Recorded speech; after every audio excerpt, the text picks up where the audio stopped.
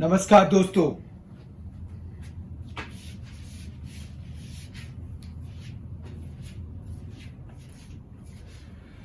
नमस्कार दोस्त, आज के इस वीडियो सेशन में हम क्लास 10th का रियल नंबर जो चैप्टर 1 है उसका एक बहुत ही इंपॉर्टेंट टॉपिक जिससे कि क्वेश्चंस पूछे ही जाते हैं वो करने जा रहे हैं। और वो है कि हम किसी भी प्राइम नंबर को जब रूट के अंदर डालते हैं तो वो इरेशनल हो जाता है। तो वो प्रूव करना है कि वो इरेशनल कैसे है।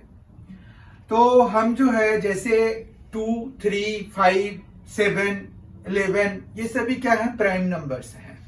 उनको अगर हम रूट के अंदर में डाल देंगे तो वो root under 2, root under 3, root under 5, root under 7, root under 11 ये सभी जो हैं ये क्या बन जाएंगे, ये सभी इरेशनल नंबर्स बन जाएंगे।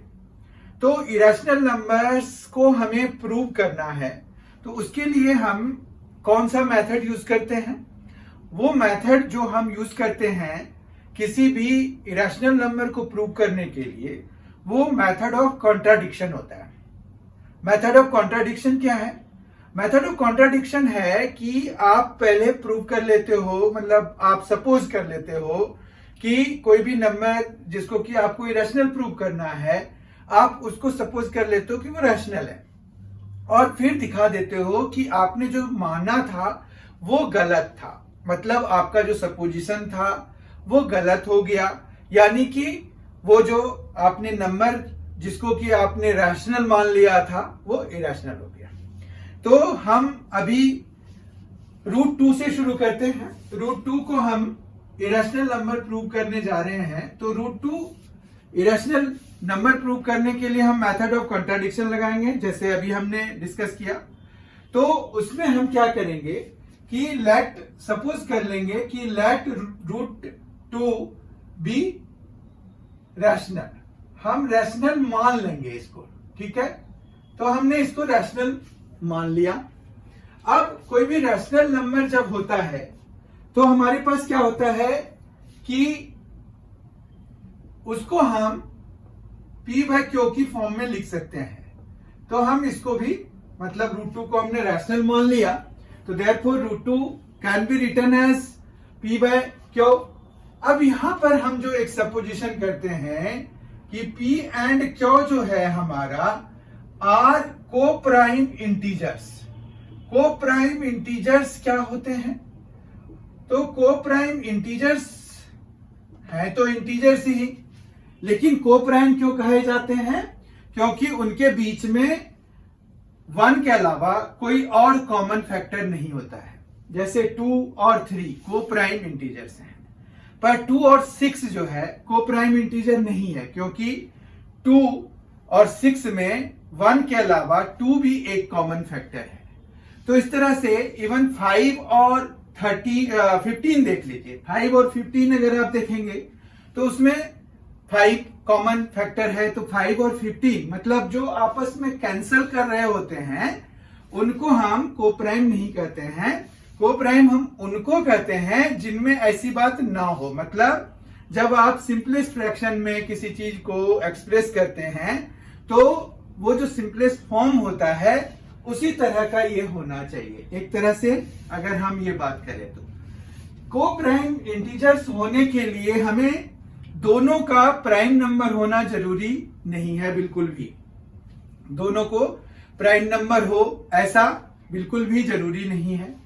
जैसे अगर आप 39 ले लीजिए, 39 ले लीजिए और 25 ले लीजिए, तो 25 और 39 के बीच में भी अगर आप देखेंगे तो 25 जो है 5 स्क्वायर होता है, 5 इंटू 5।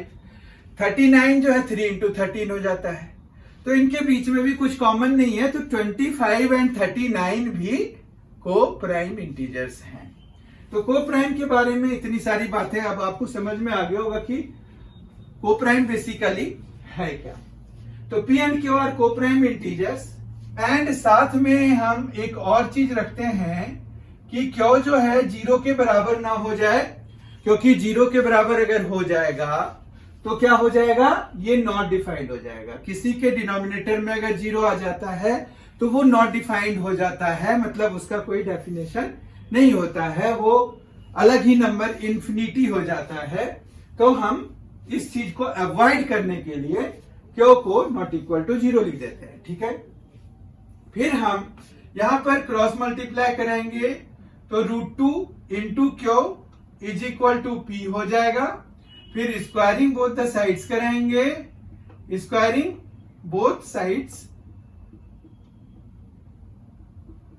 तो उससे क्या होगा, वी गेट, जब आप दोनों साइड स्क्वायर करेंगे तो आपको मिलेगा 2, क्योंकि √2 का स्क्वायर क्या होता है, √2 का स्क्वायर हो जाता है 2, और क्यू तो क्यू का स्क्वायर लिखना पड़ेगा हमें, और फिर यहां पर पी स्क्वायर, ठीक है। तो 2 q square is equal to p square. अब हमारे पास इससे जो एक मीनिंग पता चल रहा है वो ये है कि 2 जो है पी स्क्वायर का एक फैक्टर है, ठीक है। तो मतलब 2 is a factor of P square. अब एक बहुत ही इंपॉर्टेंट लेकिन बिना प्रूफ के हम एक थ्योरम इंट्रोड्यूस कर रहे हैं कि अगर जैसे 2 है वो प्राइम नंबर है, वो पी स्क्वायर को डिवाइड कर रहा है, तो वो पी को भी डिवाइड करेगा। ये कैसी बात हो गई कि अगर 2 है, 2 एक प्राइम नंबर है, अगर कोई प्राइम नंबर किसी नंबर के स्क्वायर को डिवाइड कर रहा है तो वो उस नंबर को भी, मतलब अगर स्क्वायर हम हटा दें तो उसको भी डिवाइड करेगा।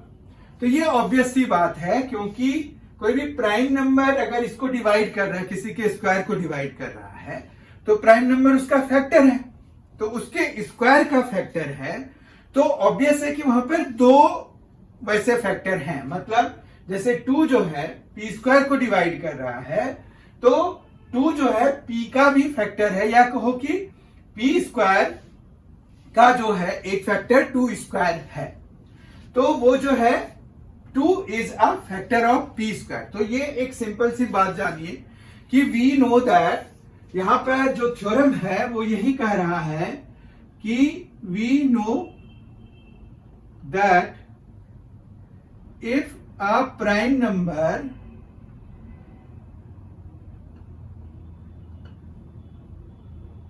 divides square of a number, then it divides the number। ये बहुत ही जरूरी है, आपको ये सॉल्यूशन में लिखना है। We know that if a prime number divides square of a number, then it divides the number। तो यानी कि इससे अब हमारा कंक्लूजन क्या निकल गया, इससे ये निकल गया कि therefore 2 is a factor of p। 2 जो है p का भी एक फैक्टर है। अब हम क्या करेंगे, लेट p को आप 2m लिख दीजिए। यहां पर m जो है इंटीजर ले लेते हैं, m बिलोंग्स टू z, ठीक है। ये बिलोंग्स टू का सिंबल होता है, z ग्रुप ऑफ इंटीजर्स को रिप्रेजेंट करता है। अब हम ये चीज जो है इस वाले इक्वेशन में पुट करेंगे, ठीक है। तो हमारे पास क्या आ गया, 2q square is equal to 2m का स्क्वायर हो गया, क्योंकि हमने p स्क्वायर की जगह पे 2m डाल दिया, p की जगह पे 2m डाल दिया तो उसका स्क्वायर रहेगा। तो इस तरह से 2q square is equal to 4m square हो गया। फिर अगर आप इस 2 को और इस 4 को कैंसिल कराएंगे तो 2 टाइम्स में कैंसिल होगा, तो यहां पर q स्क्वायर जो है वो 2m स्क्वायर के बराबर हो गया। अब सिचुएशन जो है ये इसी तरह का हो गया, यहां पर 2q square is equal to p square था, तो हमने ये कंक्लूजन निकाला था कि ये जो 2 है वो फैक्टर है p स्क्वायर का। यहां पर q स्क्वायर जो है 2m स्क्वायर का के बराबर आया है। तो यहां से हम कंक्लूजन ये निकाल सकते हैं कि ये जो 2 है वो q स्क्वायर का एक फैक्टर है। तो this implies 2 is a factor of q square. This implies 2 is a factor of q, क्योंकि अभी हमने ये लिखा है we know that if a prime number divides square of a number then it divides the number. तो उस तरह से ये क्या हो गया 2 is a factor of q। ठीक है, तो इसका मतलब क्या हुआ कि 2 जो है is a factor of p, 2 is a factor of q। तो इसका मतलब ये हो गया कि this implies 2 is a common factor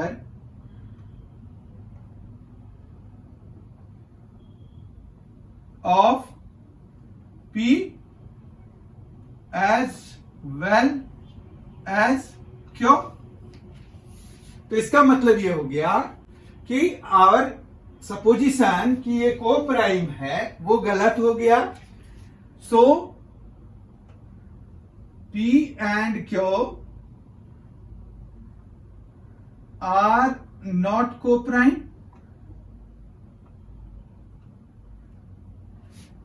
this implies our assumption